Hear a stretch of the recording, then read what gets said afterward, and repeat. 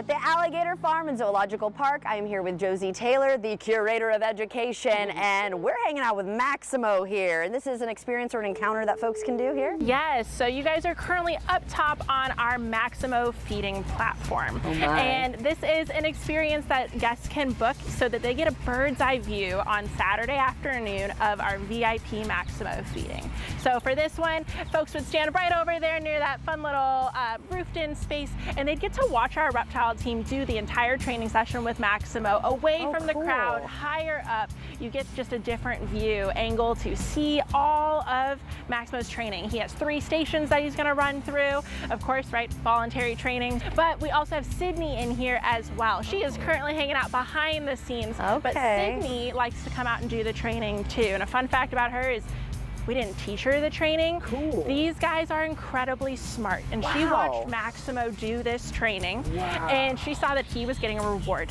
every time he participated in training. That's amazing. And she thought to herself, I want that. That's amazing, because you were telling us off camera that like alligators and crocodiles, their brains they have the ability to kind of process more information than some other animals. Right? So they have a true cerebral cortex. That means they have the ability to process aspects of higher thought and learning. So that can be things like their name, but a really big one is patterns. So Maximo is used to his feeding pattern. He knows on Saturdays he's going to get fed, and he knows the pattern that the food items are going to be given to him. Station 1, Station 2, all culminating in Station 3, the jump station at the end. Sydney was watching that, and she saw that he got those food reward items, so she likes to come out and participate as well. That is so cool. So it's a pretty cool opportunity to see both of our largest crocodilians on property here.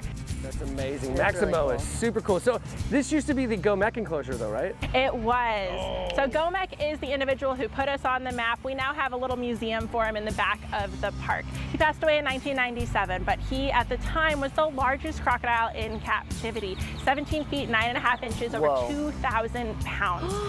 He put us in the Guinness Book of World Records at one point in time. People really found out about the Alligator Farm because he was here living with us. So he's a saltwater crocodile just like Maximo, and they're the largest species in the world. Recorded lengths 20 to 22 feet long. Quite a bit. I'm good. That's so scary. Lots of crocodile there for you. That's crazy. Okay, but we do have crocodiles in the United States, right? We do. Florida is incredibly unique. We're the only place in the entire world that has both alligators and crocodiles. So if you head to South Florida, you're in maybe Everglades down to the Keys, you'll still see our American alligators that we have all throughout the state, but you'll also start to see those American crocodiles as well. And they're going to traverse from South America up here into parts of North America, making Florida incredibly unique with that ecosystem. Now let me ask you this, which one typically gets bigger, or it just depends?